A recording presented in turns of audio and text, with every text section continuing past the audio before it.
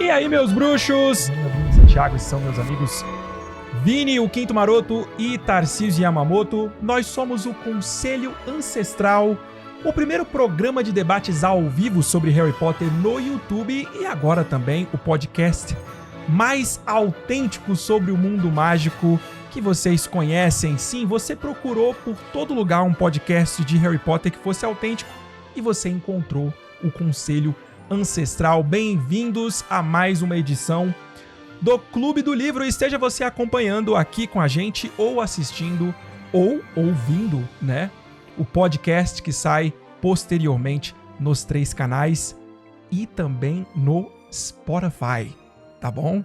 Na edição de hoje nós vamos debater o capítulo 18 de Harry Potter e o Cálice de Fogo, que é a pesagem das varinhas, um capítulo que aprofunda e se aprofunda na solidão do Harry, intensifica o conflito dele com o Rony e introduz a querida imprensa, né, numa pressão ou mais uma pressão pro Harry. Mas deixa eu dar uma boa noite pro conselho. E aí, japonês, como é que você tá? Tudo tranquilo? E aí, tudo certo? Nada resolvido, como sempre, padrão da vida, mas tá tudo bem também, segue o baile. Eu poderia estar assistindo Stranger Things, mas estou aqui falando da coisa que eu mais gosto, rapaz, que é de Harry Potter. E vamos nessa.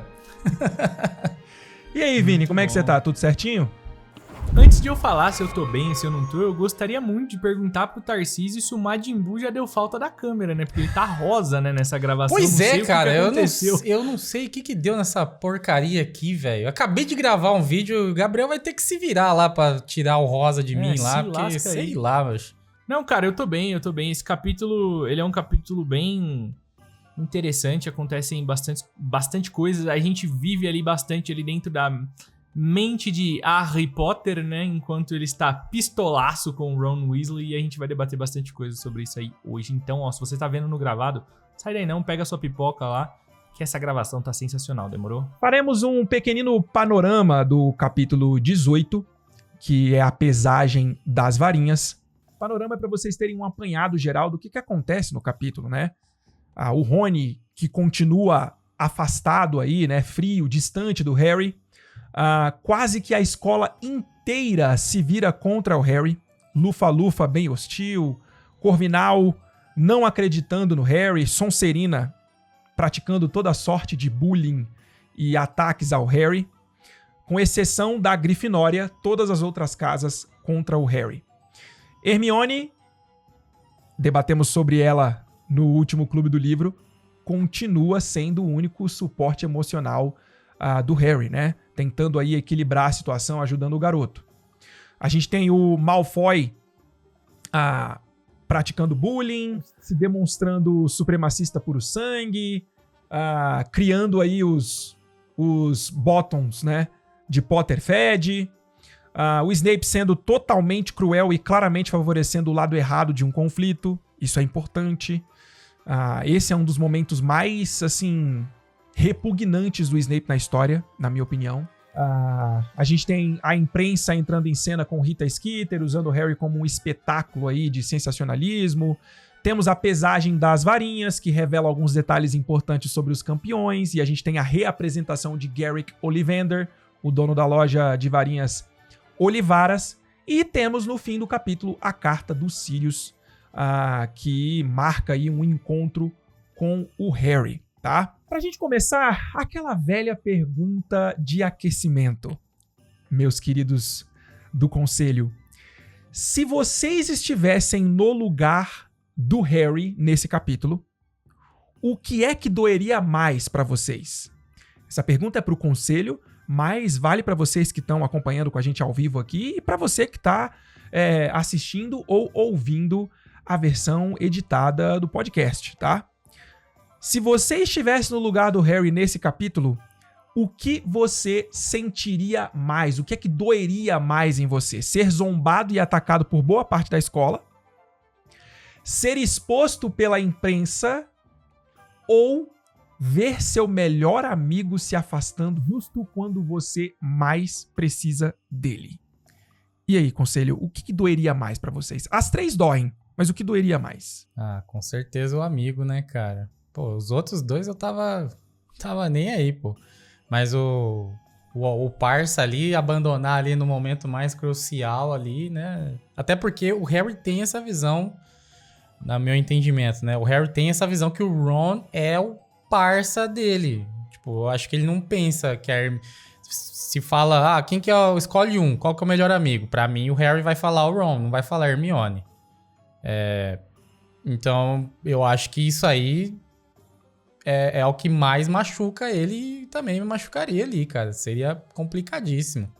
A imprensa tava nem aí, bicho. A escola também, isso aí ia ser só combustível pra eu meter a magia lá nos bichos na competição lá, cara. Mas o parça dá essa mancada aí é dolorido. Eu concordo. Não tem como.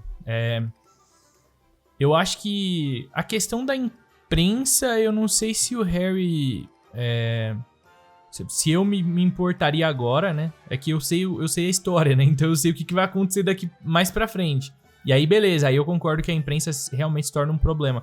Mas, por enquanto, eu acho que... Em todo tempo, eu acho que a pior treta é com o seu amigo. Porque é a única pessoa que você esperava algo, né?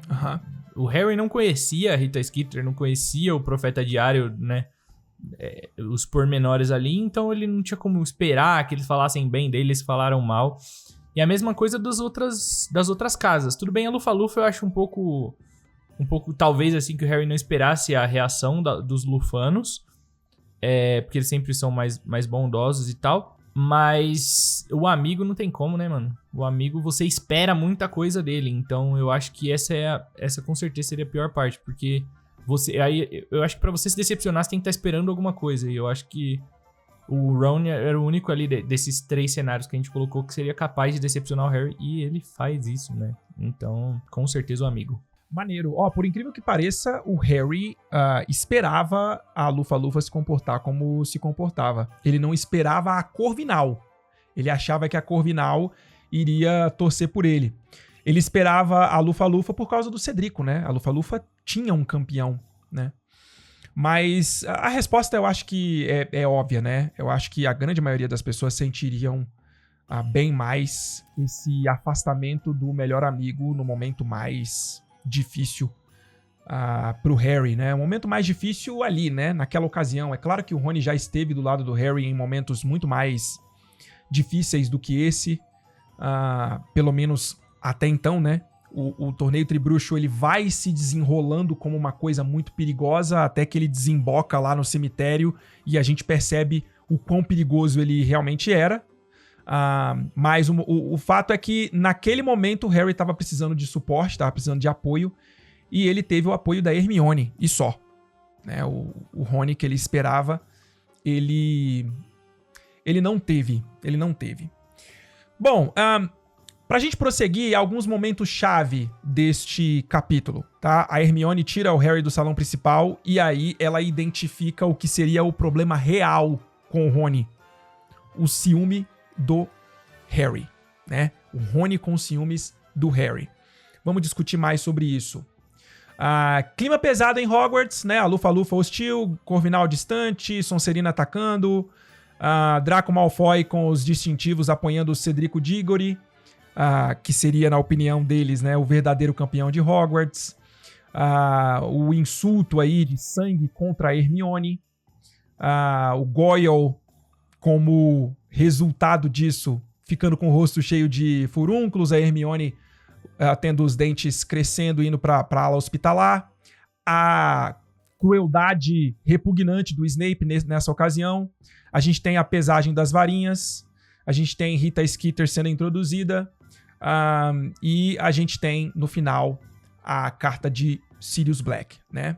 Agora, a gente vai introduzir para vocês um novo quadro aqui do Clube do Livro que se chama o Correio Coruja, que é o quadro onde nós colocamos as perguntas que os membros dos 3 canais mandaram dentro do nosso Cálice de Fogo. E o nosso Cálice de Fogo seleciona 3 dessas perguntas para a gente responder aqui durante o programa. A primeira pergunta é do Rafa Lisboa. Fala, meus lindos. Eu tinha simplesmente esquecido a completa sacanagem que o Snape havia feito com a Hermione na cena da briga entre Harry e Malfoy. Na mesma situação, ela é chamada de sangue ruim e depois o Snape comete uma das maiores humilhações da saga sem motivo algum, só pelo prazer de ser mal. Harry, quando mais novo, fazia magia sem varinha em situações adversas. Exemplo, sumir o vidro, né? Capítulo lá, o vidro que sumiu no zoológico. Como ele não fez nada com o Snape sem querer, se em seu pensamento pensou até no Cruciatus? Beijos. E aí, meus queridos? A pergunta mesmo vem no final, né? Primeiramente, beijos. E segundamente, cara, eu achei muito interessante essa pergunta, tá? Porque não é só a questão ali do vidro sumindo no zoológico, né? A gente tem um episódio da Tia Guida também em Prisioneiro de Azkaban. Porque quando você fez essa pergunta, eu pensei... Assim, a primeira coisa que veio na minha cabeça, pô, ele não sabia que ele era bruxo no zoológico. Então, foi uma manifestação natural da magia que ele não sabia nem como controlar. Mas, quando ele transforma a Tia Guida em balão, ele já sabia que ele era bruxo, né? Cara, eu acho que assim, embora a raiva dele pelo Snape fosse, naquele momento, eu acredito que muito maior do que a raiva que ele sentiu pela Tia Guida ali quando ela falou da mãe dele, é uma raiva consciente. Eu acho que ali no caso do Snape é uma raiva muito mais consciente. Ele sabe que ele sente raiva do Snape e ele não tem problema nenhum em sentir raiva do Snape. A gente viu outras coisas nesse capítulo que mostram isso. Mano, ele vê o Snape vindo na direção dele, ele acha que ele vai envenenar o Harry. Sabe, pra um aluno pensar isso de um professor, ele tem que odiar esse professor e saber que esse professor odeia ele. Então eu acho que muito disso é porque aquela raiva que parece que é impulsiva, pelo Snape eu acho que ela já é uma coisa muito normal pro Harry de sentir. Uhum. Então eu não acho que aconteceria algo, tipo, uma manifestação mágica natural ali do Harry por descontrole, porque odiando o Snape, ele ainda está em controle. Ele consegue estar sob o controle e ainda falar e pensar as merdas que ele pensa do Snape e odiar o Snape, porque o Snape é um personagem odiável. Então eu acho que essa é a maior diferença da manifestação que a gente vê de magia do Harry, por exemplo, com a Tia Guida. Ele não odiava a Tia Guida de morte igual ele odeia o Snape. Ele não gostava dela. Mas ele não queria que ela morresse, por exemplo. Ele não queria que ela sofresse a maldição Cruciatus, sacou? Então eu acho que, no caso dela, foi muito mais o momento levou aquilo. O Snape não, ele já odeia o Snape dioturnamente e aquilo ali foi mais uma coisa que agregou e o Harry... Eu enxergo assim, né? O Harry lembrando o quanto ele odeia o Snape, sabe? Não é, ele começou a odiar o Snape a partir daquilo e poderia ter acontecido um surto. Não, ele só lembrou, tipo, que odeia esse cara e pensou numa coisa muito ruim que ele poderia fazer pra aquele cara, sabe? Eu enxergo dessa forma. Tarcísio, por que você acha que com o Snape o Harry nunca acabou aí lançando algum feitiço ou não ocorreu nenhum tipo de manifestação mágica de pura defesa? Perguntinha sacana essa, rapaz. Eu tava aqui matutando o que eu poderia falar. Cara, eu acho que assim, viajando bastante, tá? E aí vocês vão pra Marol comigo. Praia, exatamente. Chapéu de alumínio? Vamos lá.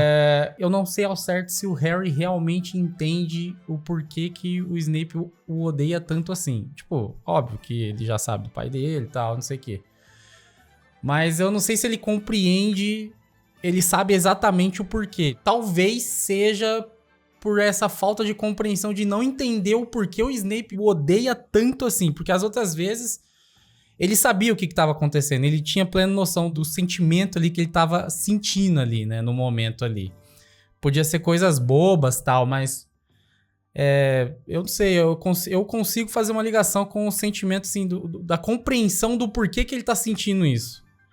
E nesse momento eu não sei se o Harry tem total certeza do porquê que o Snape realmente o odeia, assim. Eu não sei se às vezes o Harry fica se perguntando, cara, mas o que eu fiz pra esse cara me odiar tanto, sabe? Eu acho que esses questionamentos na cabeça que podem aparecer dentro do Harry, pode ser que seja o caso de não acontecer algo extraordinário, como por exemplo, dar um Hadouken lá no Snape do Neida. O que seria legal de ver. Mas eu acredito nisso, cara. Eu acredito que pode acontecer isso. Cara, eu pensando aqui, a única coisa que passa pela minha cabeça é que, com relação à família Dursley, e aí isso engloba, obviamente, a tia Guida, e também os amigos do Duda na escola, né? Vamos englobar tudo isso aí como se fosse família Dursley. Ou seja, no período que o Harry tava ali com a família Dursley. Eu vejo que o Harry, ele era uma criança indefesa. Ele sempre tá numa posição de inferior, que eles colocam ele como inferior. Na escola ele é perseguido pelos amigos do Duda, né? Dentro de casa ele é sempre visto como inferior. A tia Guida trata ele como um lixo. Então ele tá sempre nessa posição de que ele é inferior aos outros. E aí eu acho que ativa nele um sistema de legítima defesa naquele último momento, como um último ato desesperado ou como um último recurso. A magia aflora nele como último recurso e ele se defende. Com o Snape, se você for parar pra pensar na hierarquia, o Harry tá abaixo porque o Snape é um professor. Então o Snape ele tem mais poder do que o Harry. Tanto que o Snape faz várias injustiças com o Harry ao longo da história, né? Não só com o Harry, mas com todos os alunos.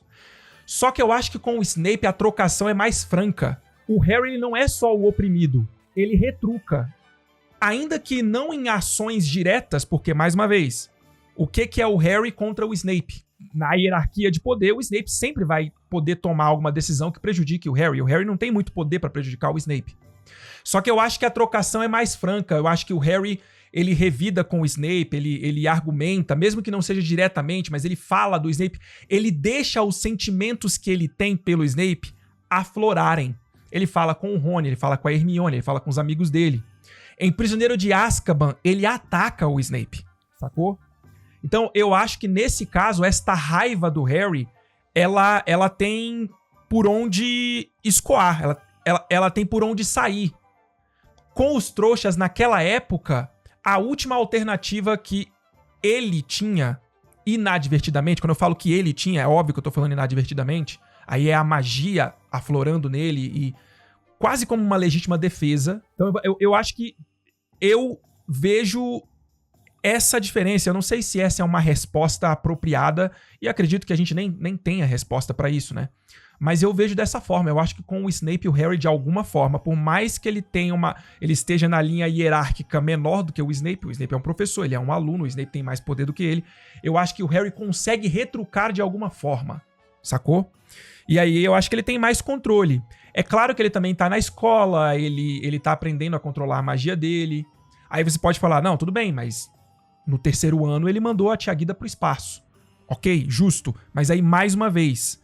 É uma situação em que o Harry é colocado como inferior. São situações de humilhação extrema em que me parece que o Harry sente que ele não tem muito o que fazer, quase como se ele fosse indefeso. E aí eu acho que a magia aflora e protege o garoto em situações como essa. Ele acaba inadvertidamente fazendo coisas que talvez passaram na cabeça dele, mas ele não sabia que tinha o controle de fazer isso. Eu acho que tem também essa questão, tá? Eu acho que quanto mais... o aluno, no caso, ele vai entendendo que ele pode controlar a magia, eu acho que menos situações naturais como essas vão acontecendo. Porque ele sabe que ele pode controlar, ele sabe da existência da magia, ele tá mais ciente com relação a isso. Enfim, não sei se essas respostas satisfazem o nosso querido Lisboa, mas... acho que foi o melhor que nós conseguimos entregar, viu, meu querido? Obrigado, pergunta maravilhosa, tá? Enfim, vamos seguir, Gabriel, vamos colocar aí a segunda mensagem do Correio Coruja, que é da Fran. Olha só o que ela perguntou. Tendo em vista que as atitudes dos alunos da Lufa-Lufa com Harry vêm de um tipo de ciúmes por Harry ofuscar o campeão de sua casa, as atitudes das outras duas casas, Sonserina e Corvinal, nos levam a pensar que a rivalidade entre as casas era maior do que a glória de se ter um campeão de Hogwarts? O Vini meio que falou sobre isso na última edição do Clube do Livro. Ele mencionou um pouquinho sobre isso. O que vocês acham? Vocês acham que para essas casas, a disputa entre elas era mais importante do que a glória de Hogwarts? Ou seja, eu acho que o que a Fran tá querendo dizer aqui é o seguinte. Nós não queremos um campeão de Hogwarts apenas. Queremos que o campeão de Hogwarts seja da nossa casa. Basicamente isso, eu acho. consideram mais importante que seja um campeão da casa deles do que Hogwarts tem a glória, a escola deles tem a glória. O que vocês acham? Cara, assim, dá a entender pela história, no decorrer dos acontecimentos, que realmente é uma geração bem competitiva, né? Já era, né? Até na época antes já era, mas eu vejo essa geração do Harry bem mais competitiva do que até a geração do Sirius e do Thiago. Eu acho que sim, mano. Eu acho que sim. Se não fosse, inclusive, dá até pra fazer a ligação com as músicas do Chapéu Seletor e Enigma do Príncipe, que é quando a coisa tá toda ferrada lá e precisa de ajuda e ele fala pra se unir. O Chapéu Seletor, ele é um ser que tem consciência do que tá acontecendo ali. Ele consegue ver que realmente existe uma divisão muito grande. As casas pros alunos são maiores do que Hogwarts. Então eu acho que o Chapéu Seletor, ele não canta só por causa que tá todo ferrado e o Voldemort... Eu acho que ele canta justamente porque ele vê essa falha em Hogwarts. Ele consegue enxergar que as pessoas, elas preferem juntar-se com a própria casa do que unir por Hogwarts. Então eu acho que o Chapéu Seletor, ele tem essa noção e ele canta aquela música não apenas por Voldemort e porque tá todo ferrado. Eu acho que ele enxerga essa racha gritante aí e aqui em Casa de Fogo realmente dá pra ver isso nitidamente, né? Realmente daria pra Lufa-Lufa. É que assim, a Lufa-Lufa é uma casa que, com todo respeito, né? Mas é uma casa que não possui tanta expressão assim, né? Tipo, a Corvinal também e tudo mais. Mas você vê a pessoa principal. Por exemplo, a Corvinal a gente vê, tem o professor Flitwick. Cara, é um baita professor. Aí você vai ver na Lufa-Lufa é a Pomona Sprout. Quem que você acha que é o mais cool ali, o mais badass? É o Flitwick, tá ligado? Então, eu acho que fica esse sentimento Quem também salvou os da alunos Lufa-Lufa. que foram petrificados pelo basilisco não foi o Flitwick, tá? Mas quem que é o mais badass? Dá nele, Vini. o Flitwick, Quem diria, hein? Quem diria o Vini defendendo a Lufa-Lufa? É isso mesmo? Pois é. Não, em relação à Corvinal não tem como, pô. Você acha a Lufa-Lufa superior à Corvinal nesse sentido? Cara, de protagonismo? vamos lá. Estatisticamente falando, a Lufa-Lufa, tendo muito menos membros, teve muito mais protagonismo do que a Corvinal, pô. Que era uma casa relativamente normal. Cara, eu acho que a Lufa-Lufa tá na razão de fazer isso, de ter esse pensamento com o Harry nesse momento. Até porque a desconfiança é que o Harry foi e colocou, né? Aham. Mas eu acho que sim, eu acho que a competitividade se tornou uma coisa acima do que era pra ser. A regra do torneio tribruxo não se aplicou a essa competição, né? É um torneio quadribruxo que tá rolando nessa competição e Hogwarts tem 2. Eu não acredito que a Lufa-Lufa estaria torcendo pra Durmstrang ou pra Bulbatons se só tivesse um campeão tribruxo em Hogwarts e ele não fosse da Lufa-Lufa. Talvez se ele fosse da Sonserina, não sei. Aí eles torceriam pra Bulbatons, não sei. Mas eu acho que, por exemplo, se fosse só um Grifinório, não tivesse tido mais ninguém, eu acho que eles torceriam pra Grifinória, óbvio. Só que meio que a galera acha que o Harry, ele trapaceou pra roubar a cena, entendeu? Então, pô, ele já é astro do quadribol, já teve os embates com o Cedrico ali no campo de quadribol. Eu acho que nesse caso em específico desse torneio tribruxo faz sentido, sabe? Porque não tinha como. Todo mundo tava achando que, pô, mano, o Harry não conseguiu suportar a ideia de ele não se enquadrar na regra pra se candidatar ao torneio tribruxo e trapaceou pra entrar. Ele não se contentou em já ser o bruxo mais famoso do mundo e ele ainda quer ganhar o torneio tribruxo, sabe? Parece que é muito egoísmo do Harry, ele quer tudo pra ele e tal. Sendo que a Lufa-Lufa só quer um pouquinho. Eu imagino que possa ter sido isso que eles pensaram. Mano, deixa a gente curtir nosso momento. Sabe? Tipo, sei lá, é igual... Quando seu time tá ganhando, ele ganha uma partida e aí o outro cara vem falar, mas o meu tem 15 mil Libertadores. Mano, eu só quero curtir a vitória aqui que o meu time teve agora, sabe? Então eu acho justificável essa rixa aí da Lufa-Lufa. Acho que talvez eles tenham passado um pouco do ponto ali em como eles agiram, né? Mas... Olha, eu vejo tudo isso como natural. Veja bem, algo que é natural é diferente de algo correto, tá? Natural não significa correto. Não estou dizendo que é correta a atitude das casas. Mas é algo natural. A Lufa-Lufa tem uma motivação extra que é Cedrico Diggory. Cedrico Diggory foi o campeão original do torneio tribruxo, né? Ninguém esperava por um segundo campeão de Hogwarts. Era o Cedrico e ponto final. Então a Lufa-Lufa sente como se... O livro, inclusive, vai falar isso mais à frente. O Harry sente que até a professora Sprout tá meio estranha com ele. O livro vai dizer isso depois. Mas a Lufa-Lufa meio que sente que o Harry tirou aí a glória do campeão deles, né? A glória da casa Lufa-Lufa. Agora, as outras casas, embora não tenham essa motivação extra, a gente tem que lembrar quem é o Harry. O Harry, ele é o apanhador da Grifinória. Responsável pela maioria das vitórias que a Grifinória tem, se não todas. Pela vitória do ano anterior, né, inclusive. Pela vitória do ano anterior. Ele é um dos alunos que mais soma ponto pra Taça das Casas. Por quê? Porque o quadribol soma muito ponto pra Taça das Casas. Então, tem isso também. Caramba, esse guri de novo. De novo esse guri tirando pontos da nossa casa. Então, eu acho que tem todo esse clima, tem toda essa competitividade aí que a Taça das Casas ela traz no ambiente de Hogwarts. Eu acho que, mais uma vez, não estou dizendo que é correto, não estou fazendo nenhum juízo de valor, mas é natural. É humano esse tipo de comportamento, entendeu? É humano. Obrigado, viu, Fran? Vamos para a terceira e última pergunta do nosso Correio Coruja. A última pergunta que o nosso Cálice de Fogo selecionou. Coloca aí, Gabriel. Pergunta da Aline, nossa Aline Weasley, a primeira Weasley da Corvinal. O que pesa mais sobre Harry? O risco real de enfrentar criaturas mortais no torneio Tribruxo ou o risco simbólico de ser destruído pela opinião pública após ter sua imagem manipulada por Rita Skeeter de forma a parecer muito mais injustiçado, vulnerável e digno de pena? E aí, o que vocês acham? O que pesa mais pro Harry? O que vocês acham que causa mais revolta ou mais medo ou mais ansiedade? O fato do nome do Harry estar ventilando de forma completamente errada, né, e mentirosa na mídia, ou a expectativa daquilo que ele vai encarar no torneio Tribruxo?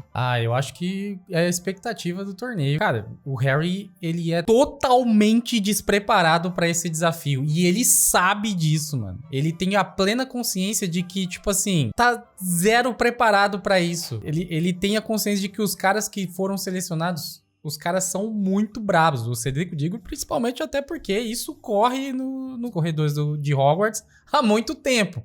Então ele sabe, ele tem uma noção do que o Cedrico é capaz. E ele não, ele sabe que ele não sabe nada. Até, tipo, semana passada a Hermione tava fazendo o dever de casa dele porque ele não manja porra nenhuma. Então assim, eu acho que é mais isso. Eu acho que o Harry não liga muito pra questão de imagem dele, né? Eu acho que ele não liga muito para as pessoas falarem mal, deixarem ele digno de pena lá pra mídia e tal. Eu acho que ele nem tem muita compreensão da grandeza da mídia do mundo bruxo ali. Eu acho que ele não tem a compreensão do que isso pode causar, pelo menos não nesse momento.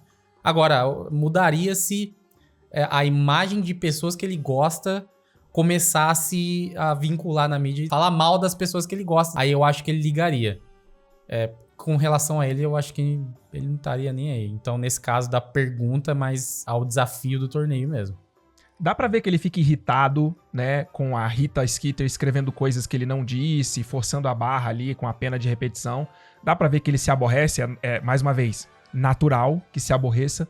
Mas, de fato, ele ainda tá entendendo o que significa a mídia bruxa dentro da comunidade mágica, né? É a partir mesmo de Cálice de Fogo que ele vai compreender isso. E aí, em Ordem da Fênix, é o ápice disso. Aí é onde a gente vê mesmo a manipulação da mídia bem ativa. Eu acho que em Cálice de Fogo o que a gente vê é uma mídia paparazzi, sabe? Uma mídia sensacionalista, pegando pessoas famosas para poder criar factoides e fake news e informações de fofoquinha. Sabe, o Léo Dias? É mais São ou menos fake news menos... que tá fazendo. Tem menos consequências, né, graves, né? Sim, do que a gente vê lá na frente, né? A coisa fica séria mesmo lá em Ordem da Fênix. E aí o Harry, de fato, compreende o peso da mídia e a manipulação que acontece na mídia. Mas eu acho que a expectativa dele para aquilo que tá por vir pesa muito mais. A preocupação é muito maior com isso do que com o que tá sendo dito pela Rita Skeeter. É claro que incomoda, é claro que aborrece. Ninguém gosta de ver mentiras sendo ventiladas ao seu respeito. Mas eu acho que num grau de preocupação... A preocupação dele é muito maior com o que tá por vir no torneio, Até porque a gente, mais uma vez, a gente tem que ter sempre em mente, a preocupação dele não é só com as tarefas do torneio. Ele tá preocupado com isso, como o Tarcísio falou, ele sente que ele tá despreparado, tá preocupado com isso sim, mas ele tá muito preocupado com as imagens que ele teve no sonho dele, que ele viu no sonho, o porquê que o nome dele foi parar no Cálice de Fogo, quem foi que colocou aquilo ali, tem a ver com Voldemort, não tem a ver com Voldemort, estão querendo matá-lo, não estão querendo matá-lo. Então, eu acho que além da expectativa de, caramba, o que eu vou encarar neste torneio com relação às provas? E além das provas, vai sair alguma coisa do nada, que não tem nada a ver com a prova pra poder acabar comigo? O que estão planejando pra mim? Eu acho que a preocupação do Harry vai muito nesse sentido também. Desculpa ter roubado seu comentário, tá, ô Marolas? Eu concordo 100% com o que você falou. Eu ia falar que a Aline acabou não adicionando, né, as duas alternativas que ela colocou ali pra gente, mas eu acho que pesa muito mais não só o fato de um campeão tribruxo. Vamos supor que o Harry tivesse o mesmo nível de conhecimento que os outros campeões tribruxos. Ele ainda tinha uma preocupação que os outros não tinham. Que é, mano, isso aqui tem a ver com o Voldemort, não é possível. A minha cicatriz tá doendo, tive uns sonhos malucos. E agora isso, mano, é muita coincidência, sabe? Eu não sou o cara das coincidências, eu sou o cara das exceções. Então eu acho que a cabeça dele tinha um problema muito maior que ele, assim, no fim das contas, dane-se o que a Rita Skeeter escrever, ele só queria chegar no fim do ano vivo. Então, com certeza, essa não era a maior preocupação dele. Maravilhoso. Olha, obrigado, viu? Obrigado pelo Correio Coruja de vocês, maravilhoso ler os comentários que vocês têm, as perguntas que vocês fizeram. Se você quer participar do Correio Coruja do próximo Clube do Livro, seja você membro do Clube do Tarcísio Yamamoto, ou se você for membro da Ordem da Fênix, ou membro da Ordem do Patrono, basta você procurar o Rafael Trust e mandar aí a sua pergunta. O Rafael encaminha essas perguntas pra gente e a gente seleciona aí as melhores 3 perguntas, beleza? Meus queridos, seguindo com o nosso Clube do Livro, o que é que vocês separaram aí? Quais são as suas notas? Aquilo que vocês mais gostaram desse capítulo? Aquilo que mais chamou a atenção de vocês? Fala com a gente. Hoje é dia de falar mal do Snape, né, cara? É um dia glorioso pra mim. É mesmo? Pão.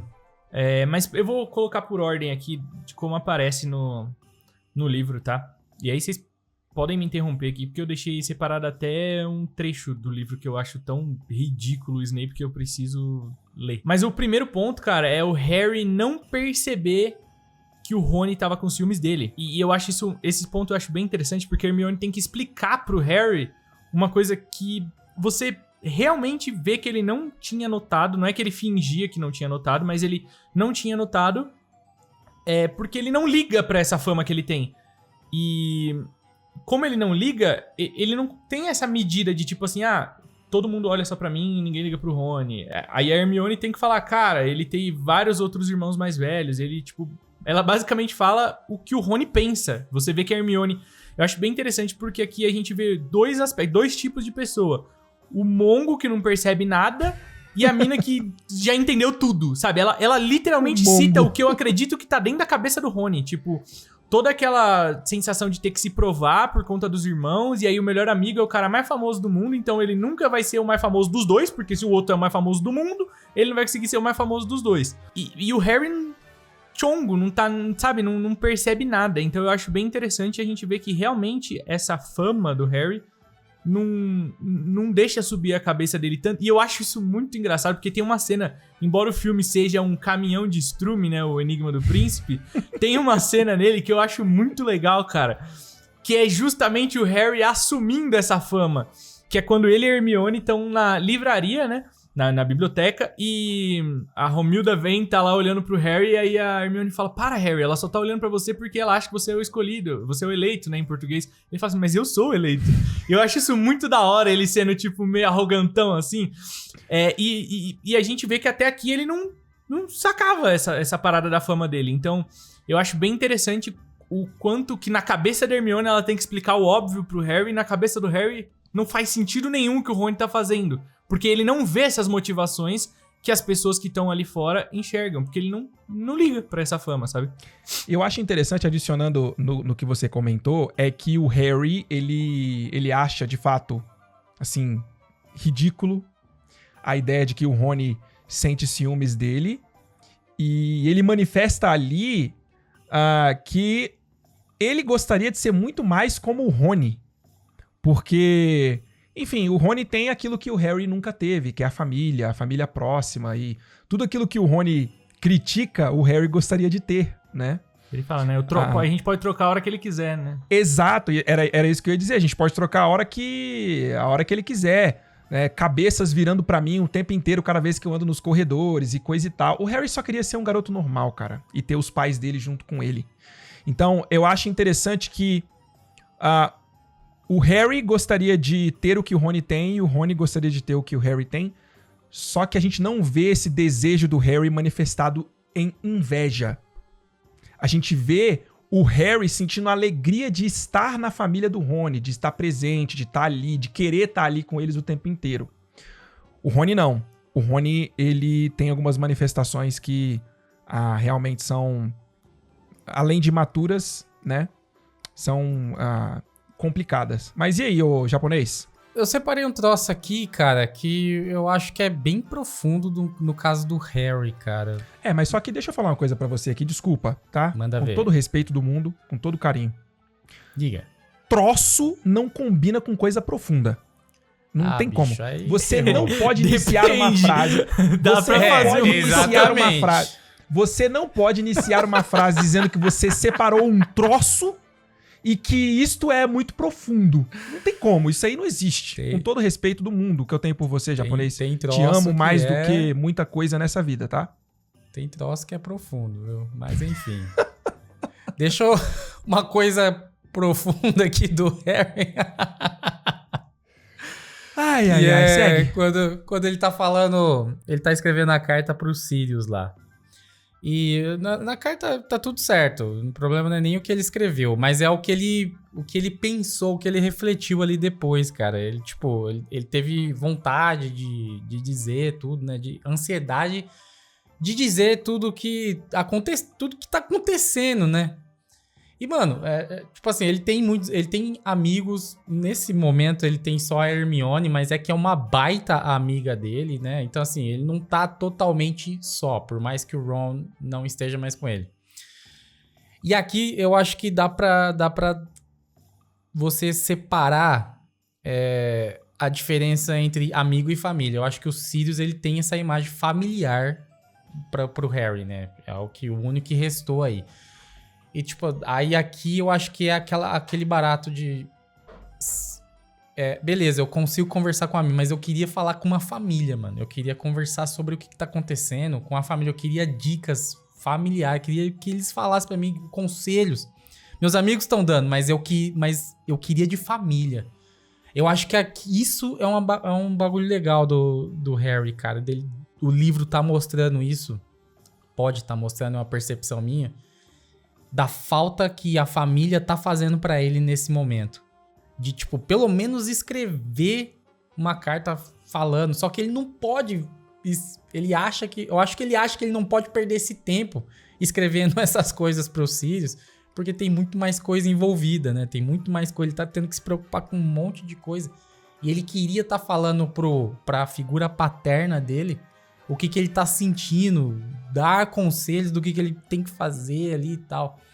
Então eu acho que aqui é um troço legal nessa parte. Eu separei uma parada pra falar exatamente nesse assunto. Eu acho que vai além, cara. Eu não acho que ele queria estar falando com uma família só que ele vê que tem coisas mais importantes. Eu acho que o Harry nunca teve alguém pra falar dessa forma e ele não sabe nem pôr em palavras o que ele quer falar. Ser. Sacou? Porque o livro fala que ele não sabia nem o que ele escrevia na carta, então ele só molhou a caneta na tinta e colocou: como está você? Espero que você e o Bicuço estejam bem. Como está você? Nossa. Eu preciso American saber. Idol. Fazia Da tempo que ele não sua dava vida. 10. Fazia tempo. Então, eu acho que é pior, cara. Eu acho que ele nunca teve alguém, assim, da família mesmo pra desabafar. Porque, assim, é muito difícil, por exemplo, a gente pensar, mas os Weasley tratam ele como família. Sim, só que o Ron reclama tanto dos Weasley pra ele que é difícil ele ter os Weasley pra desabafar como se fosse família dele. Chegar no Fred e no George, conversar como se fosse irmão dele. Porque o Ron é o melhor amigo dele e reclama dessas pessoas pra ele, sabe? Então é complexo.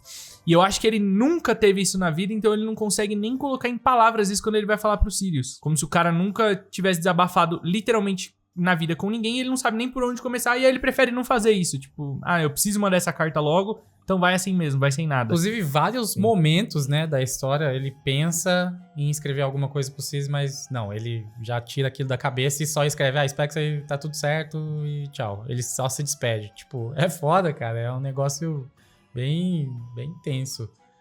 Sim. Muito bem, olha, o que eu separei aqui é sobre Draco Malfoy.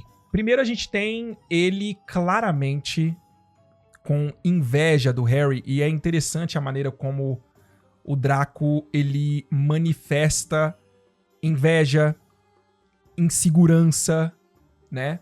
Ele faz de uma forma agressiva, ele ataca ao invés de se retrair, ao invés de se reprimir, né? Algumas pessoas que sentem inveja se reprimem, algumas pessoas que se sentem inseguras se reprimem. O Draco não. O Draco, ele ataca aquilo que ele inveja e ele ataca o motivo pelo qual ele se sente reprimido, se sente inferior. Ele se sente inferior ao Harry, né? O Harry é um rapaz famoso, é um menino famoso, o tempo inteiro são todos falando a respeito do Harry. E aí eu separei aqui um trecho do livro. Quando ele vê o Harry, ele fala, olha só, pessoal, é o campeão, disse ele a Crabbe e Goyle, no instante em que se aproximou de Harry o bastante para ser ouvido. Trouxeram os cadernos de autógrafos? É melhor pedir um agora, porque duvido que a gente vá vê-lo por muito tempo. Metade dos campeões do torneio Tribruxo morreram. Quanto tempo você acha que vai durar, Potter? Aposto que só os primeiros 10 minutos da primeira tarefa. Crabbe e Goyle deram risadas para agradá-lo. Nem Crabbe e Goyle acharam isso engraçado, só riram para poder agradar o chefe, né? O chefe do bando. Então, eu acho interessante ver essa manifestação do Draco, né? Esse sarcasmo agressivo, né? Como um mecanismo de defesa para esconder a insegurança que ele tem. E esse, sei lá, esse anseio por competição, por status, essa coisa dele querer competir com o Harry o tempo inteiro. E muitas vezes ele não consegue bater de frente com a popularidade do Harry. O Harry é naturalmente popular. Então, como que ele combate isso?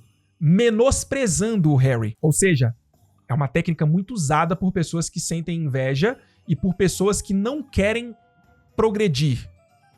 Elas não têm a força necessária para progredir, muitas vezes. Então, o que eu faço quando eu não sou capaz de progredir e de avançar? É mais fácil eu diminuir alguém que eu vejo que está num estágio que eu gostaria de estar do que eu me elevar para chegar lá em cima. Eu cair na real e falar, caramba, não, peraí, eu tenho que fazer alguma coisa a respeito.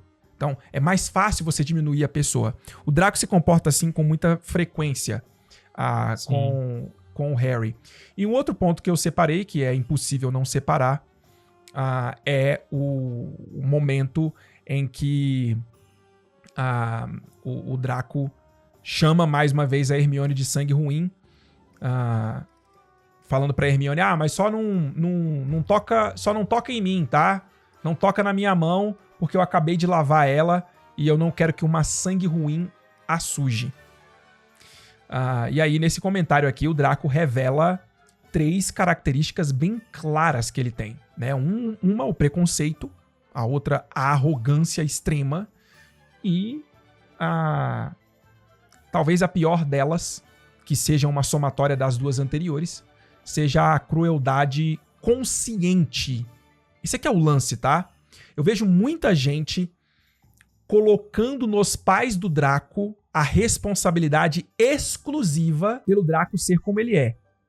Os pais têm alguma responsabilidade. É óbvio que os pais têm responsabilidade. É a maneira como eles educaram o filho, é a maneira como eles criaram o filho. Mas existe um momento em que as suas ações, elas são suas ações. Existe um momento em que essa transição acontece. E eu acho que o Draco aqui, já em Cálice de Fogo, nós já estamos no 4º ano deles em Hogwarts, claro, né? Uhum. Ele já é bem responsável pelos atos dele. E é uma crueldade mesmo consciente.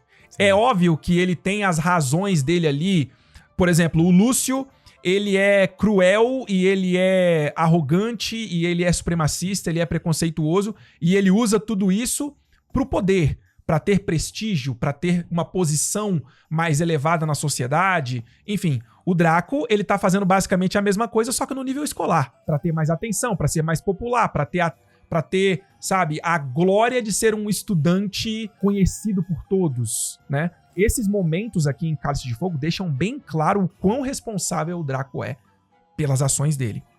E isso, pra mim, é importante, porque depois, lá na frente, quando o Draco muda, né, a gente não chega a ver essa mudança, mas a gente vê ela iniciando em Relíquias da Morte e depois a gente vê ela em ação em Criança Amaldiçoada. Eu acho que essa mudança dele é mais valorizada quando você assume que, caramba, o cara era realmente assim. Ele era assim e ele mudou, né? Ele passou por um processo de mudança, ele se tornou uma pessoa completamente diferente do que ele era. Agora, se é só por causa dos pais, a mudança dele não tem lá muito valor, né? Ele se desgarra dos pais, ele rapidamente consegue vencer. Enfim, eu acho interessante analisar esses momentos. E isso aqui, pra mim, cara, esses momentos no livro só comprovam que o motivo da galera ser apaixonada pelo Draco, os fãs do Draco, as meninas que adoram o Draco e tal, pra mim é única e exclusivamente por causa do Tom Felton. De verdade, eu acho muito difícil você ser apaixonado por um personagem que o tempo inteiro na obra só fala esse tipo de coisa, só faz esse tipo de coisa. Sabe? Então eu acho que o peso do Tom Felton aí é muito grande pro Draco ser, de fato, um personagem querido, né? Querido por muitos fãs. Guarda esse comentário que eu quero fazer uma pergunta, principalmente pro Tarcísio, porque ele já assistiu uma outra série que eu vou dar de exemplo. Mas só complementando aqui o que você falou, nessa questão do Draco, porque assim, eu não consigo, cara, culpar os pais. Óbvio, eles têm parcela na culpa, mas eu não consigo culpar eles majoritariamente, porque assim, senão a Sonserina inteira seriam vários Dracos, que a gente veria eles humilhando a Hermione e todos os outros nascidos trouxas o tempo todo. O que é passado nas famílias puristas de sangue é a crença. O Draco, ele não só acredita naquilo, ele prega aquilo. Eu acho que tem diferença nisso. Existem muitas pessoas que elas acreditam aquilo, mas elas acreditam aquilo de forma passiva. O Draco, ele de forma ativa. Cara, ele não é como se ele ficasse falando pro Crabbe e o Goyle e a Hermione escutasse. Ele fala isso pra ela. Então eu não consigo tirar, ainda mais um moleque que já tá com 14 pra 15 anos, tirar a responsabilidade dele de falar que ele não sabe que aquilo ali vai magoar uma pessoa, sendo que ele sabe que aquilo ali... Tudo bem, vamos fingir que... Não, então vamos fingir que realmente ele teve o cérebro dele lavado por essa cultura e ele realmente acredita que ele é superior por conta da família dele ser bruxa e ela não. Mas ele sabe que isso é um insulto, porque ele fala com um tom de insulto. Se você não sabe que um palavrão é um insulto, você não vai falar ele com um tom de insulto. Então, eu não consigo, cara, tirar, sabe, abonar nem um pouquinho da culpa do Draco nessa história. O que a gente tem de factual é que o Draco não era um assassino. Ele nunca foi um assassino. O Dumbledore fala isso, a J.K. Rowling fala isso, e isso é provado. Ele teve a oportunidade de matar e ele não matou. Quando ele conjura um... Até no duelo dele contra o Harry, ele não conjura um Avada Kedavra e erra, ele conjura um Crucio e erra. Quando o Harry usa o Sectum Sempra nele. Porque ele não era um assassino, ele sabia conjurar o feitiço, ele sabia qual que era o feitiço e ele não usou. Então o Dumbledore fala, a gente sabe que a autora usa o Dumbledore pra falar, e no texto que a gente usou na live de ontem pra fazer o quiz, a autora tem as notas da autora lá, e ela fala, o Draco nunca foi um assassino, o Draco nunca teve o que era necessário pra ser um assassino. Uhum. Mas, tirando esse passo que ele não conseguiu dar, eu acho que ele deu todos os outros. Eu acho que ele chegou lá na beirada do abismo, assim, e não pulou, mas eu acho que ele chegou muito perto, cara. Porque, assim, pode ser que não fisicamente seja tão prejudicial, né? Mas essas falas dele, cara, me deixam tão puto, cara. Quando eu tô lendo o livro, ele tratando a Hermione assim, ainda mais porque contrasta muito. A Hermione é uma personagem que quer sempre ajudar, ela quer sempre dividir o que ela tem de conhecimento com os outros, né? Ela não é só inteligente, ela compartilha essa inteligência com as pessoas. O que foi, Tarcísio? Você tá conferindo eu falar bem da Hermione aí pra ver se é verdade? Não, eu tô conferindo a câmera aqui. Então, assim, ele é literalmente o oposto com ela ainda. Então, assim, cara, isso é claramente a autora mostrando pra gente a crítica que ela tem sobre as pessoas racistas no mundo real e como isso não tem nexo nenhum a não ser, sei lá, você tem que sentir desprezo pela pessoa. Eu não consigo ler isso aqui, eu até separei aqui o trecho, mas você já leu. E não sentir nojo do Draco falando isso, sabe? Tipo, não encosta em mim que eu acabei de lavar minha mão. Você vai me sujar por encostar em mim.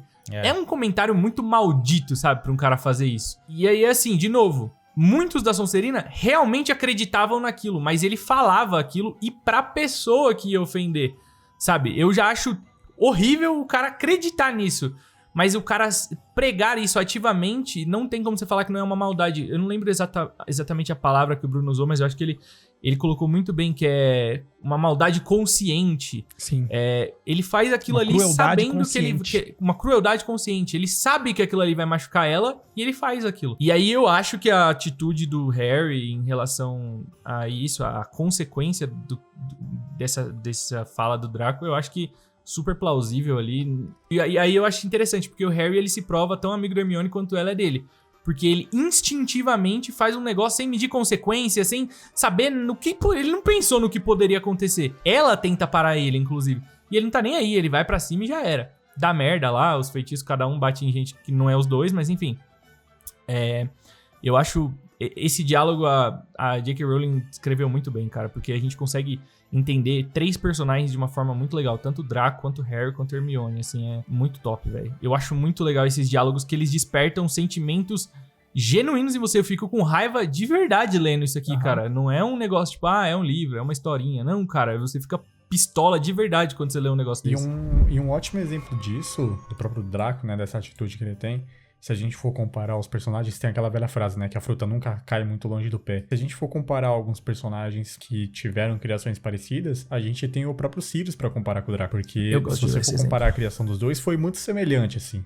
Porque são de famílias supremacistas, puro sangue e tudo mais. Só que o Sirius, por outro lado, ele teve uma evolução muito maior do que o Draco. E eu diria até que um pouco mais rápido. Tanto que, né, o Sirius, ele foi até esposo da família e tal. Teve a imagem dele queimada casa, lá, né? E tal. Ele saiu de casa mesmo. Ele foge de casa, ele vai... Acaba Sim. indo morar com o Thiago. Eu acho que essa é a maior diferença. Então, ele assume, ele entende que é um problema aquilo que a família dele prega e ele se desvencilha da família dele. O Draco gostava. Exatamente. Não tenho o que falar. Exatamente. E eu concordo perfeitamente com vocês que, tipo assim, não dá pra culpar 100% os pais do Draco, porque, querendo ou não, isso acaba tendo responsabilidade no próprio adolescente também, na própria pessoa que tem esse tipo de pensamento. O Sirius foi do tipo de pessoa que teve uma criação parecida com o Draco e escolheu não ser assim. O Draco, por outro lado, ele escolheu ser dessa forma. Então você percebe que, por mais que os dois tenham tido criações diferentes, a maturidade de um pro outro é completamente diferente um do outro, assim. E o que bota muito mais peso nas escolhas do Draco, o que bota muito mais peso na mudança que ele tem mais pra frente. E por mais que a gente saiba que ele vai mudar e tal, esse momento não tem como não sentir nojo do Draco, cara. Realmente impossível. Realmente impossível. Mas agora chegou o momento, tá, meus queridos amigos? É o momento Isa. Introduzindo o momento Isa, temos ela, a própria Isa. Lê pra gente, Gabriel. A Isa mandou 5 aqui pra gente e falou: se era arriscado escrever pra Sirius e ele não tinha poder de tirar Harry do torneio, por que Hermione insistiu que Harry deveria escrever pra ele? E aí, meus queridos, o que vocês acham disso? Eu acho que, indiretamente, eu acho que são dois... Acho que a Hermione pode ter visto... Óbvio que isso aqui é teoria, né? A Hermione pode ter visto 2 motivos pra fazer isso. Um deles, a Hermione tem família, ela tem pai e mãe, então talvez ela possa ter visto a importância de contar isso pro familiar próximo. O familiar mais próximo do Harry é o Sirius, os Dursley, pelo amor de Deus, né? Então eu acho que pode ter sido nesse sentido. E também na questão de que, até então, o Harry não levou esse problema da cicatriz e tal pro Dumbledore. E a pessoa mais experiente, magicamente, que eles conhecem e confiam pra poder contar um segredo como esse, é o Sirius. Então, eu acho que ela quer que ele saiba do todo pra ele ter mais informação e avaliar o que é melhor fazer. E eu acho que... E a Hermione é muito esperta. Eu acho que ela percebeu no sentido assim... pô, o Sirius se preocupou a ponto de voltar só do Harry falar que a cicatriz doeu. Então ele vai dar a devida atenção pra essa questão do torneio tribruxo e ele vai desacreditar. A Hermione, no livro anterior, ela já provou pra gente que o primeiro ponto dela vai ser sempre desacreditar. Quando a Firebolt chegou, enquanto todo mundo falava, nossa, que beleza, que maravilha, coisa linda, o primeiro ponto dela foi desacreditar. Então ela não quer acreditar nas coincidências de, foi uma coincidência o Harry, o nome dele sair do Cálice de Fogo. E eu acho que ela enxerga o Sirius como uma pessoa que eles podem confiar pra ter mais informação que talvez eles não saibam, entendeu? Ter mais conhecimento mágico, porque eles sabem da limitação, eles são bruxos de 14 anos que não sabem muito da vida. O Sirius, ele viveu e lutou contra o Voldemort na Primeira Guerra Bruxa, então ele teria mais informação pra passar. Porque aqui, e eu penso isso, porque aqui a gente ainda não envolveu o Dumbledore diretamente. No final desse livro aqui, o Dumbledore toma as rédeas da situação, e aí tudo o Harry começa a reportar direto pro Dumbledore. Em Ordem da Fênix nem tanto, mas Enigma do Príncipe é basicamente ele e o Dumbledore ali o tempo todo, né? Eles não tinham a quem recorrer se a gente fosse pensar, eles iam perguntar pra quem? Pro Snape? Não tem como. O Flitwick, eu não enxergo o Flitwick como esse professor, eu enxergo o Flitwick como aquele professor que a galera gosta tanto, mas porque ele é brincalhão e tal. E a Minerva, eu enxergo que eles saberiam que a Minerva não ficaria dando esse tipo de informação pros alunos, sabe? Eu enxergo que a Minerva ia podar e ela ia subir isso de nível e eles nunca iam saber a resposta. Então eles precisavam de alguém que tinha informação e ao mesmo tempo era irresponsável o suficiente pra passar essa informação pros alunos, sabe? Então eu acho que o Sirius, nesse cenário, é a pessoa perfeita pra isso. Eu concordo com o Vini, cara. Aliás, eu gosto bastante dessa ideia da Hermione ter esse tato com o Harry, dessa figura Lógico paterna gosta, do... né? Por que será que ele gosta dessa ideia? Porque tudo que engrandece a Hermione, ele adora. Eu achei maravilhoso. sensacional, não tinha pensado nisso. Mas eu concordo com você. E, cara, eu faço uma adição a essa ideia que eu tenho a impressão de que... É uma coisa sutil, mas eu tenho essa impressão de que esse trio, Harry, Sirius e Hermione, eles têm um vínculo um pouco mais próximo do que tipo, outras pessoas. Eu acho que porque eles já participam, porque teve todo aquele lance lá do Prisioneiro de Azkaban, vai ter outras coisas aí mais pra frente que vai estar eles juntos de novo. Então, eu acho que a Hermione, ela entende que é uma figura confiável mesmo, até porque eles já tiveram juntos aí. Então, pode ser que também isso adicione um pouco mais nesse tempero aí da Hermione, confiar um pouco mais no Sirius, na pessoa, confiar um pouco mais nesse adulto, embora de personalidade totalmente grifinório pra caramba. Mas eu acho que a Hermione confia no Sirius, cara, principalmente depois de Prisioneiro de Azkaban, a pessoa adulta que talvez a Hermione entenda que talvez ele possa dar algum conselho legal ali, principalmente pro Harry. Sim. A princípio você pensa, algumas pessoas podem ser levadas a pensar isso, né? Bom, ela tá sugerindo pro Harry escrever pro Sirius porque o Harry precisa de apoio, precisa de uma base de apoio, já que ele perdeu o Rony. Então, é mais um apoio pra ele. Só que aí você para pra pensar que já dentro do Expresso de Hogwarts, a Hermione fala, o Sirius iria gostar de saber disso. E aí é que o Harry escreve pela primeira vez, falando do sonho que ele teve e tudo mais. Então a Hermione já sugeriu isso lá no início, quando o Harry tava de boas com o Rony. Quando tudo tava bem, eles tinham acabado de voltar da Copa Mundial de Quadribol. Tava tudo maravilhosamente bem. Então você vê que não é só por causa do Harry. O Harry tá sozinho, o melhor amigo dele não tá com ele. Vou pedir pra ele escrever pro Sirius, que é uma pessoa que gosta dele. A Hermione reconhece no Sirius, neste momento, uma figura importante. Seja por ser uma figura mais familiar, mais próximo de uma família que o Harry tem, ou seja pelo conhecimento mágico que eles reconhecem que o Sirius tem. Como que o Harry deve agir nessa situação? Talvez quais feitiços ele deve aprender? Né? Como que ele deve se preparar? Eu acho que a Hermione enxergava no Sirius alguém que pudesse dar essas informações pro Sirius. Aceitaram que não tem outro remédio. Ninguém é capaz de evitar que o Harry participe do torneio Tribruxo. Por causa de toda aquela questão que nós já debatemos no último episódio sobre binding magical contract, né? Um ato contratual mágico e todo esse elemento aí da magia que a gente debateu. Então, já que a gente não consegue remover o Harry do Tribruxo, o que a gente faz para otimizar ou potencializar a participação dele? Evitar que ele morra. O que o Sirius tem para poder sugerir a ele? O que o Sirius acha dessa história toda do sonho do Harry, de colocarem o nome dele no cálice? E o Sirius, ele vai cada vez mais se preocupando.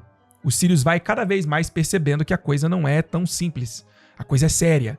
A coisa é importante. Eles precisam ter atenção, porque não é à toa que esses eventos eles estão acontecendo. Então, eu acho interessante isso. Eu vejo aí, cara, a Hermione reconhecendo no Sirius uma figura inteligente, uma figura poderosa, uma figura magicamente capaz de ajudar o Harry nesse momento. Eu vejo dessa forma. Já que a gente não consegue remover ele, vamos encontrar o maior número de ajudantes qualificados possíveis, né? Para que o Harry saia dessa vivo. Para que o Harry seja bem sucedido. E eu pensei aqui, faz sentido a Hermione ver o Sirius nessa figura, por quê? Porque a gente sabe que a Hermione, ela lê livro falando de tudo e tal, e ela sabe a dificuldade que é pra você se tornar um animago. E no ano anterior ela descobriu que o Sirius virou um animago sozinho, né? Ele e o Tiago viraram animagos sozinhos. Eles não tiveram auxílio de nenhum professor. Então, embora ela com certeza deve pensar que isso foi muito irresponsável da parte deles, porque isso é o que ela pensaria, ela também não teria como ignorar o fato de que eles conseguiram, deu certo e os moleque era brabo, entendeu?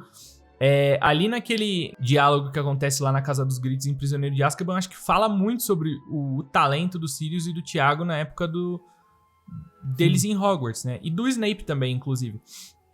Então, é aquilo. O Tiago tá morto. Exato. O Snape não dá pra pedir ajuda. Então vai o que sobrou. Vai o Sirius, entendeu? E aí tem um detalhe, tá? Por que a gente não procura o Dumbledore?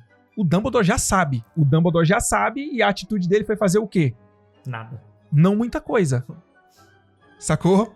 Então, eu acho que tem isso também. Qual que é a outra figura capaz de ajudar o Harry? O Dumbledore, mas ele ocupa uma posição de diretor. O Dumbledore, como diretor, seria ético ajudar o Harry? Mas aí que tá, né? Todos os outros diretores ajudam, né? Todos os outros. Mas eles ajudam como? Na surdina. Talvez não a lei, pode. a regra não permita, né? Não, a regra não permite. Eles não podem ter ajuda. Não, eles não podem ter essa informação ajuda interna, né? Igual a Madame Maxime descobre as paradas e conta. Mas assim, será que não pode... pratica esse feitiço aqui, ó. Faz isso aqui lá. Não sei, sabe? A gente não... Eles vão... Isso sim, eles vão... Mas o Karkaroff conta pro Victor, não conta algumas paradas? Sim, eles mas contam, eu acho que essas ele conta informações sobre as tarefas e privilegiadas tudo. são por debaixo dos panos, entendeu? Tá. Entendi. Agora, tipo, se transfigura num tubarão aí pra você entrar debaixo d'água. Pode ser que... Eu não sei se isso seria ilegal, ele dar essa dica pro Victor, entendeu? Tipo... Eu não quero adiantar, a gente vai abordar mais essas situações mais à frente. Sim. Mas não é bem assim. Aberto e livre desse jeito. Mas a gente vai abordar mais em capítulos futuros. Isso vai se apresentar. Esse tópico vai se apresentar novamente. Muito bem, maravilhosa a pergunta da Isa. Agora nós temos a pergunta do Rafa Lisboa. Mais uma participação dele, né? Já participou no Correio Coruja e agora no Momento Isa também. Coloca na tela pra gente aí, Gabi Elkinsons. O Rafa Lisboa mandou 5 aqui pra gente e falou assim: vocês acham que a raiva do Rony era essencialmente pela inveja ou pelo fato de o Rony achar que Harry mentira sobre colocar o nome no cálice? E aí, o que vocês acham disto, meus queridos? Esse foi um dos pontos que eu separei nas minhas notas, tá? Eu também Não é à toa que eu falei pra gente dar uma segurada nesse superchat do Rafa. Mas o que vocês acham? Cara, eu acho que é mais... O que pegou mesmo pra ele, eu acho que é a mentira, eu acho, tá? Que, ali os caras é parça, tal, não sei o quê, mas pra ele ter essa reação precisava de um isqueirinho, precisava de um foguinho ali. Uma Fran. E eu acho que esse farfalho aí, essa faísca foi a inveja. Um pouco de inveja eu acho que ele sentiu. Caramba. Mas eu acho que a mentira foi o que mais pegou ali, ele ficou chateado e a inveja foi lá e incendiou tudo, sabe? Eu acho que foi um pouco das coisas, mas predominantemente mais eu acho que foi a mentira. Nossa, eu enxergo isso completamente diferente, cara. Que interessante. Agora que vai ficar interessante, então. Vamos lá. Cara, eu enxergo totalmente o oposto, cara. Porque assim, vamos lá. Pra avaliar isso, eu tento me colocar no lugar dos personagens. Pra eu duvidar da verdade de um amigo meu e considerar que ele está mentindo pra mim, eu preciso de uma motivação muito grande pra eu ignorar tudo que eu conheço sobre aquela pessoa. E eu acho que a única motivação pra isso, nesse caso, seria a inveja. Então eu acho que a inveja cegou o Rony de ver a verdade e ele começou a achar que o Harry tava mentindo. Pra mim faz mais sentido o oposto. Porque senão, se a gente partir do princípio de que a mentira veio primeiro, dá a entender que dá a entender que ele não confiava muito no Harry. Tipo assim, qualquer coisa é muito fácil de se passar por um mentiroso, sabe? Então eu acho que a inveja dele, que ela se acumulou ao longo do tempo. Eu não diria que ele teve inveja do Harry esse tempo todo, mas essa ânsia de ser como, porque a inveja eu enxergo que você estar no lugar daquela pessoa, você tirar aquela pessoa de lá e estar no lugar dela. Agora o ser como eu não vejo como uma inveja, eu vejo mais como uma ambição, talvez, não sei.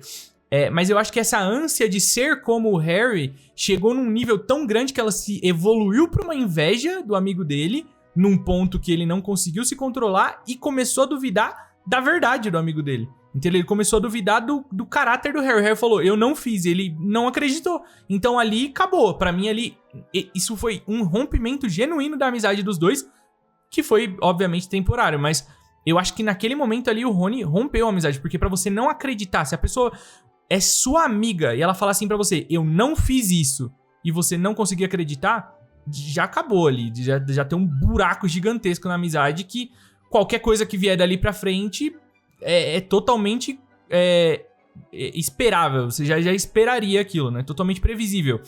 Então eu acho que começou pela inveja. Essa vontade de ser como o Harry evoluiu pra uma inveja e conseguiu cegar ele e ele não conseguir ver que ele tava sendo estúpido e não acreditar no amigo dele. Ele reconhece isso mais pra frente, inclusive. Neste momento vocês percebem que o Tarcísio, ele está sem imagem. Então, vocês que estão ouvindo a versão do podcast não perceberiam isso se eu não tivesse falado. Mas você que está assistindo o videocast já percebeu que o nosso japonês não está aparecendo na tela, porém continuamos ouvindo os seus sussurros. Continuamos ouvindo aí a sua voz. Então ele vai continuar com a gente por enquanto, tá? Ele vai continuar com a gente, não por enquanto, né? Vai continuar com a gente ao longo do programa. Agora, vamos lá. Eu acho que a Hermione tá 100% certa na conclusão dela sobre o Rony nessa situação, tá? Porque, olha só, ela reconhece que a atenção que o Harry recebe não é culpa do Harry. O Harry não busca essa atenção, né? Ela simplesmente acontece porque ele é quem ele é. Porque ele é Harry Potter, né? Mais à frente, a gente tem uma manifestação do Hagrid que, pra mim, é um contraste marcante do que o Rony faz. A atitude do Hagrid é um contraste marcante com relação à atitude do Rony. Quando o Harry interage com o Hagrid e ele percebe que o Hagrid está acreditando nele, o Harry fica surpreso e pergunta, você acredita em mim, então? Aí o Hagrid responde, você disse que não foi você e eu acredito. Acabou. Isso foi o suficiente pro Hagrid. Se o Harry diz que ele não fez, ele não fez. Esse é o nível de confiança que você não compra, você conquista. Não dá pra você entregar esse nível de confiança imediatamente. É um tipo de confiança que vai sendo conquistada. E se o Hagrid tem essa confiança no Harry, imagina o Rony.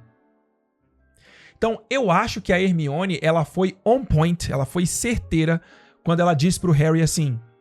O Harry pergunta, ele continua acreditando que eu coloquei o nome no Cálice de Fogo? Aí a Hermione fala, não de verdade. Eu acho que o que está acontecendo com o Rony aqui é o seguinte.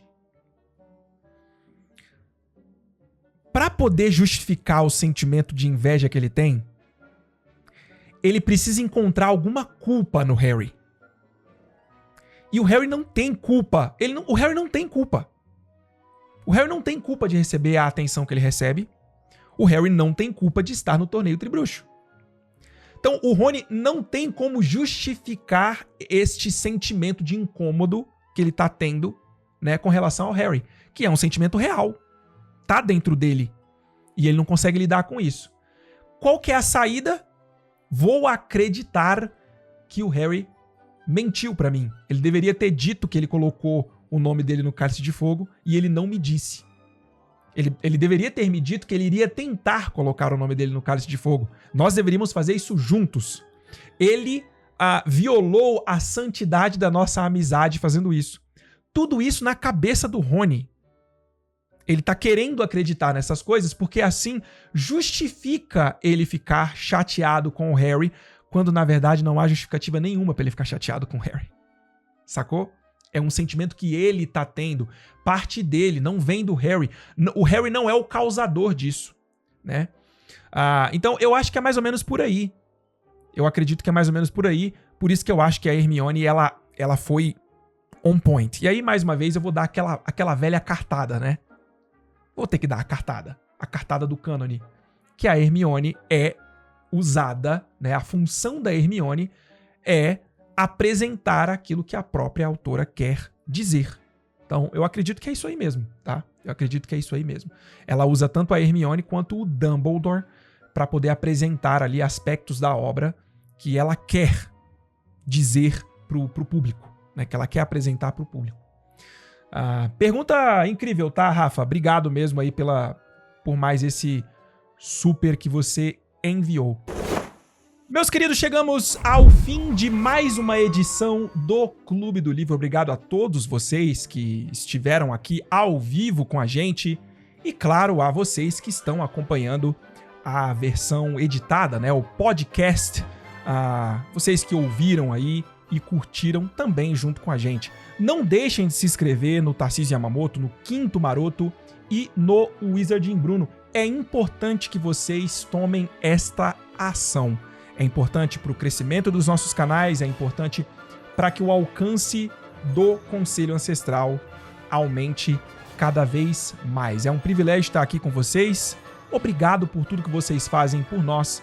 Nos vemos nas próximas edições do Conselho. Fomos!